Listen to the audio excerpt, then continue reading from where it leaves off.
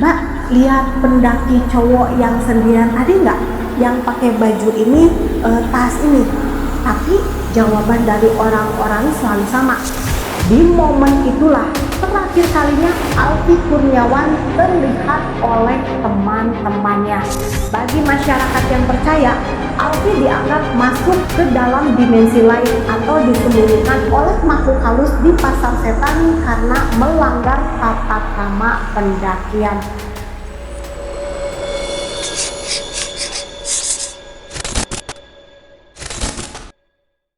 Assalamualaikum warahmatullahi wabarakatuh. Terima kasih sudah klik channel Catatan Si Manis. Untuk kalian yang sedang menonton dan yang sudah subscribe serta like video ini, semoga rezekinya dilancarkan. Amin. Kali ini aku akan membahas sebuah kisah nyata yang terjadi di salah satu gunung paling mistis di Pulau Jawa, yaitu Gunung Lawu. Kisah yang sampai sekarang masih menyisakan banyak tanda tanya besar.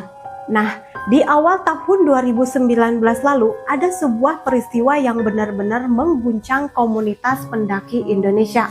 Seorang pemuda berusia 20 tahun asal Magelang bernama Alfi Kurniawan dinyatakan hilang secara misterius saat mendaki Gunung Lawu via jalur Candi Cetho.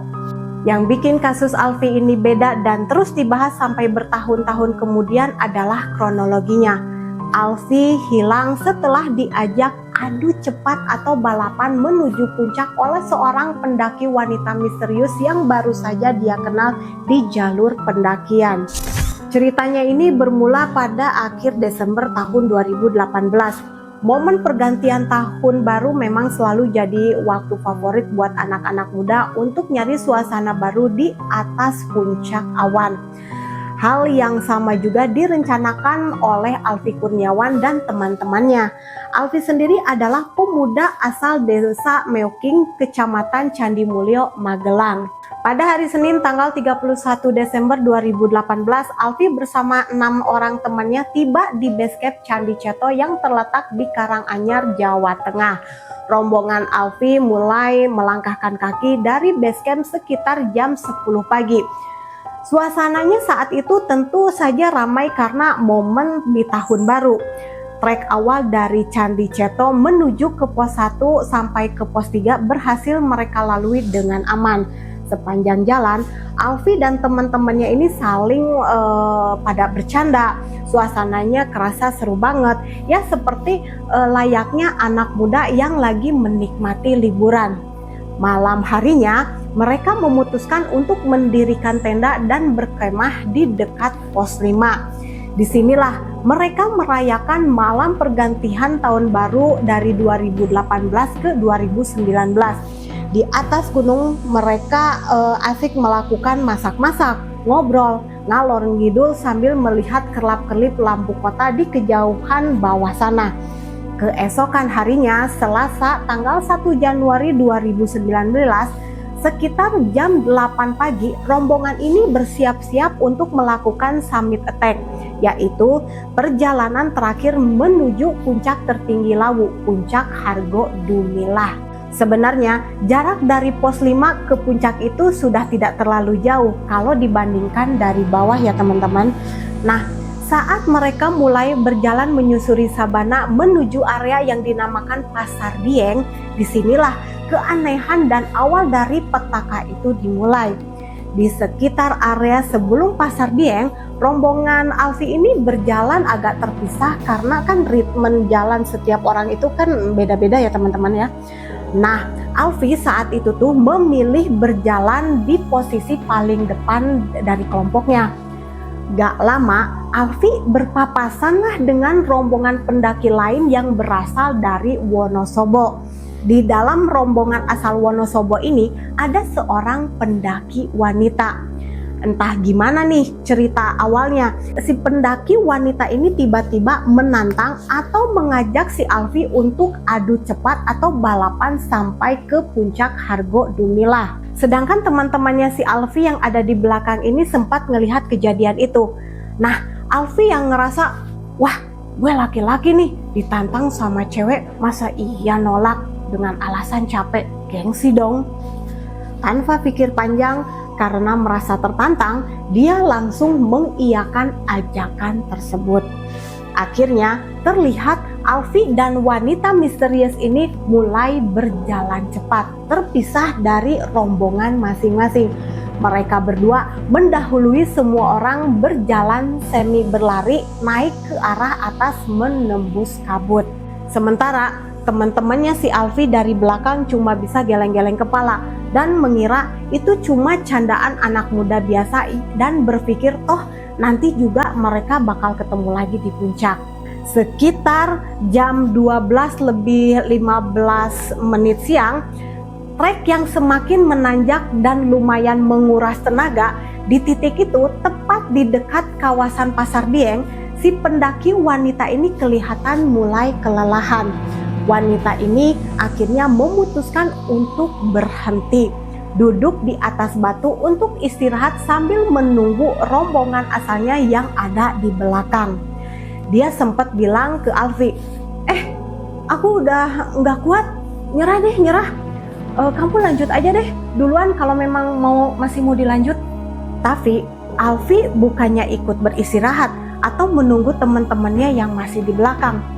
Dia justru memilih untuk terus berjalan ke puncak sendirian. Alfie mengabaikan aturan dasar pendakian.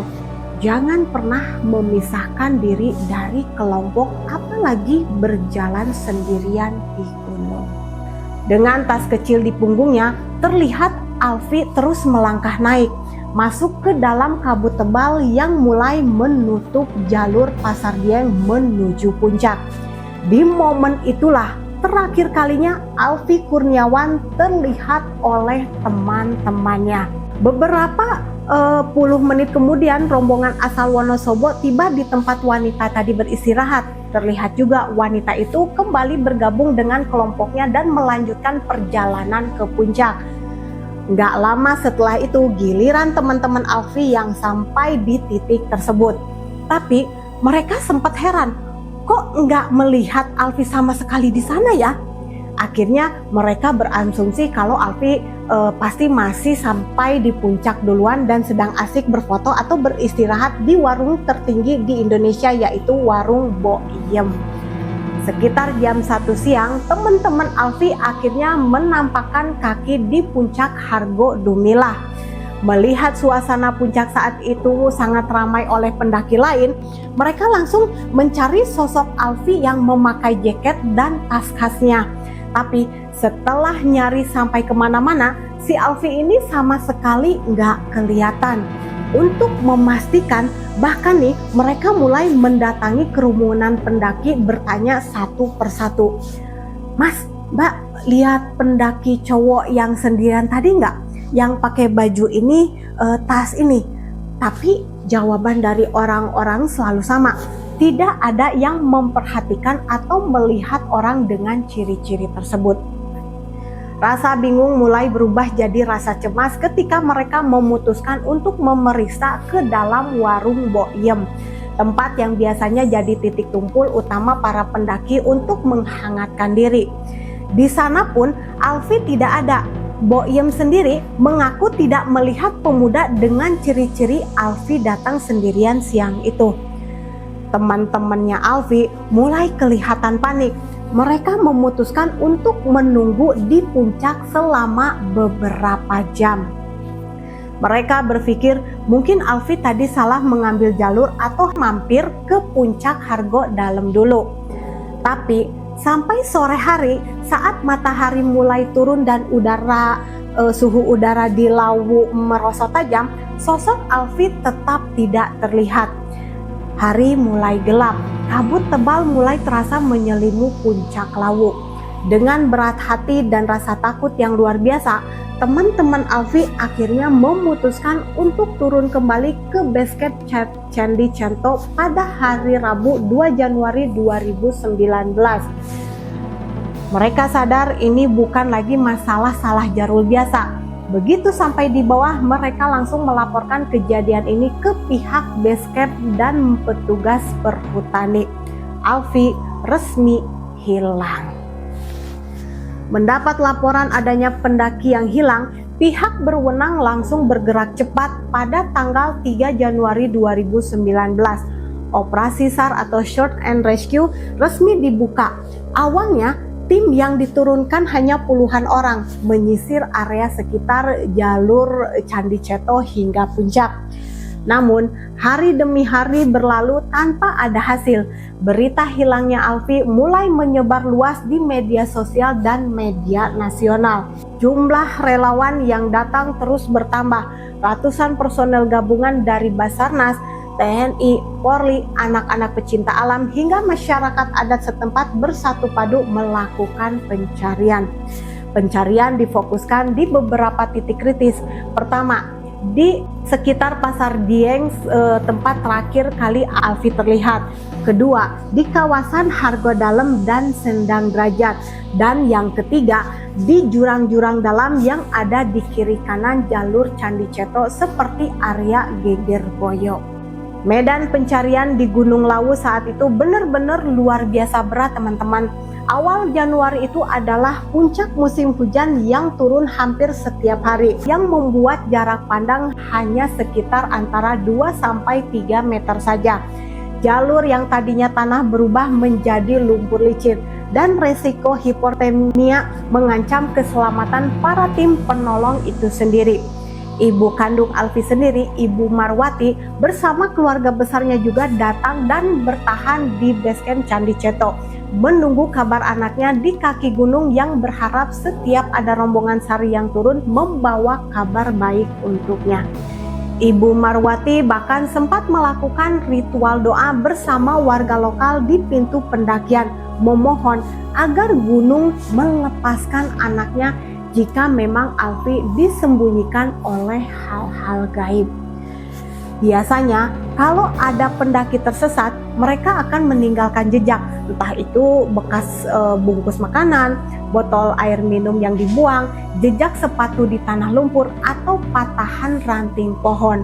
Tapi dalam kasus Alfi tidak ada satupun barang bukti yang bisa ditemukan.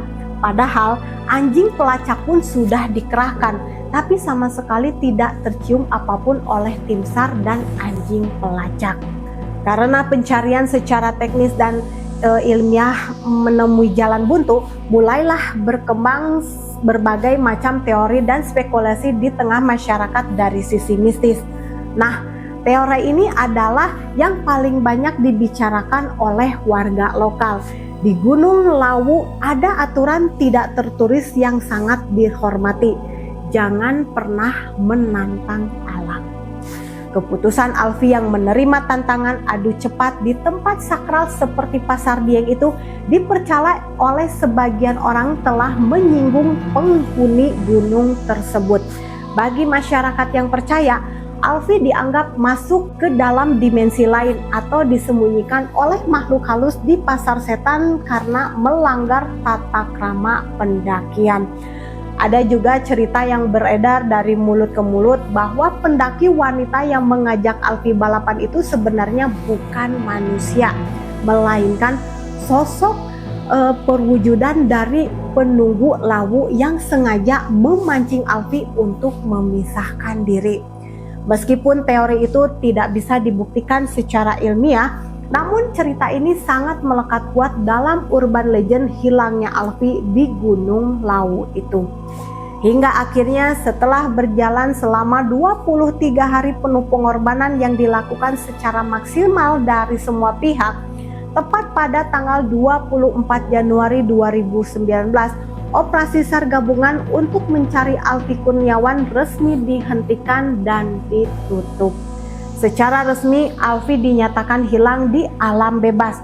Suasana penutupan SAR saat itu dipenuhi isak tangis, terutama dari pihak keluarga yang harus pulang ke Magelang dengan tangan kosong meninggalkan anak mereka yang entah ada di mana di atas sana.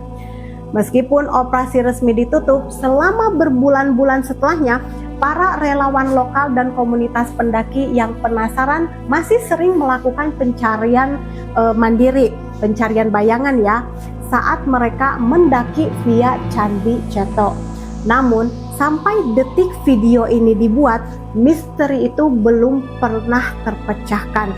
Gunung Lawu tetap menyimpan rahasia tentang apa yang sebenarnya terjadi pada Alfi Kurniawan di siang hari tanggal 1 Januari 2019 itu.